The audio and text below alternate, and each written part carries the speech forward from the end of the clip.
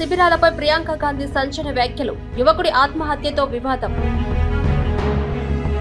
RSS సభ్యుల లైంగిక వేధింపుల వల్లే యువకుడి ఆత్మహత్య అంటూ ఆరోపణలు. చనిపోయే ముందు సోషల్ మీడియాలో పోస్ట్ పెట్టి ఆవేదన వ్యక్తం చేసిన బాధితుడు. ఇక దేశవ్యాప్తంగా ఉన్న శిబిరాల్లో ఇలాంటి ఘటనలు జరుగుతున్నాయని యువకుడి ఆరోపణ. ఆర్ఎస్ఎస్ శిబిరాలపై సమగ్ర దర్యాప్తు జరపాలని ప్రియాంక గాంధీ డిమాండ్. కేరళలో ఘటనపై విచారణ ప్రారంభించిన పోలీసులు.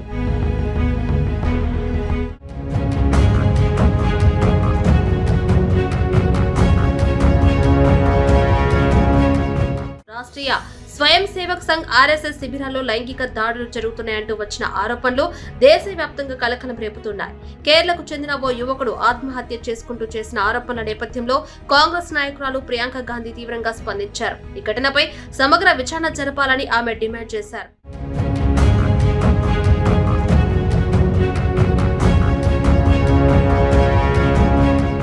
కేరళకు చెందిన ఆనంద్ అజీ అనే ఐటీ నిపుణుడు ఇటీవల ఆత్మహత్య చేసుకున్నాడు.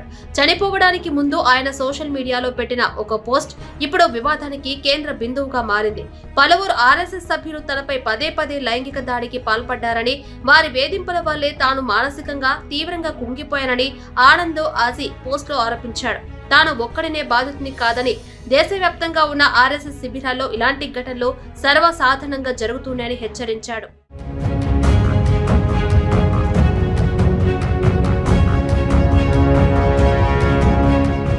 ఈ ఘటనపై ప్రియాంక గాంధీ వాద్రా సోషల్ మీడియా వేదికగా స్పందించారు. ఆనంద్ అజీ తన ఆత్మహత్య సందేశంలో ఆర్ఎస్ఎస్ సభ్యులు తనపై పదే పదే లైంగిక దాడికి పాల్పడ్డారని ఆరోపించారు. ఆర్ఎస్ఎస్ శిబిరాల్లో విచ్చలవిడిగా లైంగిక దాడులు జరుగుతున్నాయని, ఇది నిజమైతే చాలా భయంకరమని ఆమె పేర్కొన్నారు.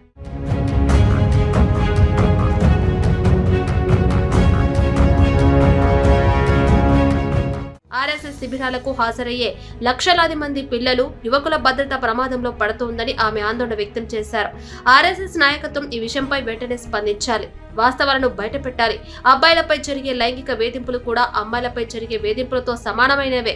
ఇలాంటి దారుణాలపై ఉన్న నిశ్శబ్దాన్ని బద్దలు కొట్టాలి అని ఆమె పేర్కొన్నారు.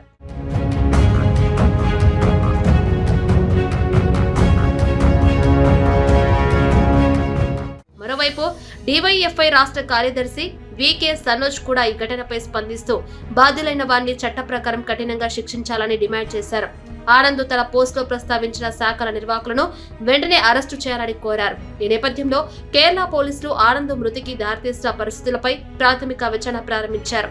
ఈ ఘటనతో ఆర్ఎస్ఎస్ శిబిరాలపై వస్తున్న ఆరోపణలపై విస్తృత స్థాయి దర్యాప్తు జరపాలని రాజకీయంగా, సామాజికంగా డిమాండ్లు పెరుగుతున్నాయి.